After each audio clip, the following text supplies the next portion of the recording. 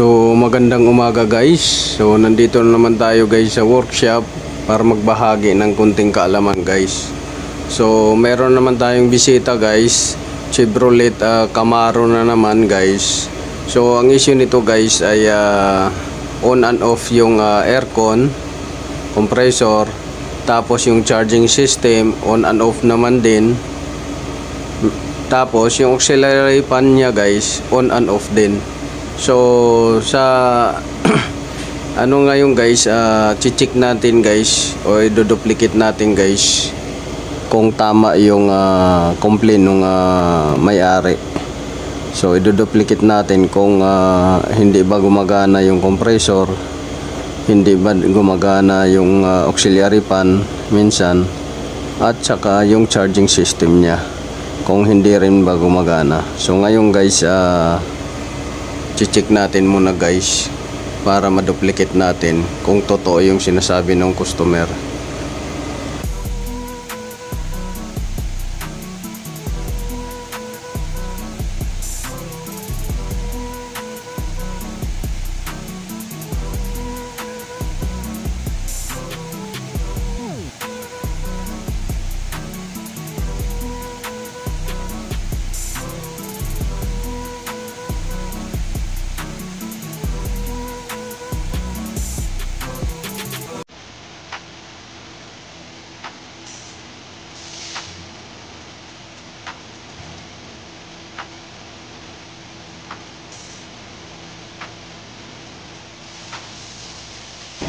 So dyan guys, na-duplicate ko na guys yung compressor.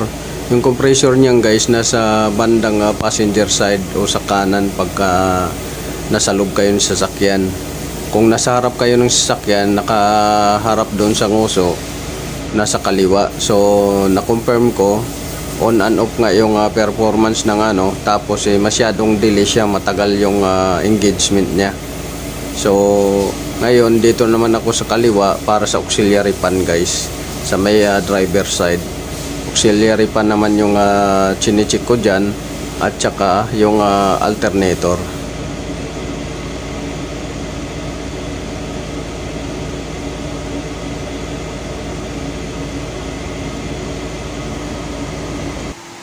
So ngayon guys, pumunta tayo guys doon sa fuse box guys ng Camaro. So chinik natin yung power supply niya kung may mga losses or kung may mga hindi nahigpitan or may mga corrosion na yung terminal. So minsan kasi guys pagka kinakapos yung power supply or yung mga ground, minsan nagkakaroon ng intermittent. So minsan gagana, minsan hindi, lalo na pagka uminit na yung wire, doon na siya bibitaw yung supply niya. So chinik natin yung mga terminal, okay naman. So chinik din natin guys yung fuse box tsaka mga relay guys. So nakita natin guys na yung relay ay maluwag, tapos yung mga fuses niya guys ay maluluwag. So ang ginawa natin guys, diniin lang natin lahat ng relay, tapos diniin din natin lahat ng mga fuses para maganda yung contact niya guys. Kasi pagka uminit guys, doon na siya magsisimula na mag-intermittent na yung contact niya. So ang ginawa natin, nilinis at saka sinalpak uli. So dito guys, sinilip natin yung ilalim guys, kung may mga wire ba na disconnect or nasunog or naputol or naunat guys. So far wala tayong nakita dyan guys. Doon lang tayo nag-focus sa fuse box. So pagkatapos natin guys diniin yan guys, ay umuwi na guys yung auxiliary fan, compressor clutch, at saka yung alternator. So tiningnan ko yan guys doon sa loob kung kumakarga na, at saka gumagana na yung aircon at saka yung auxiliary fan.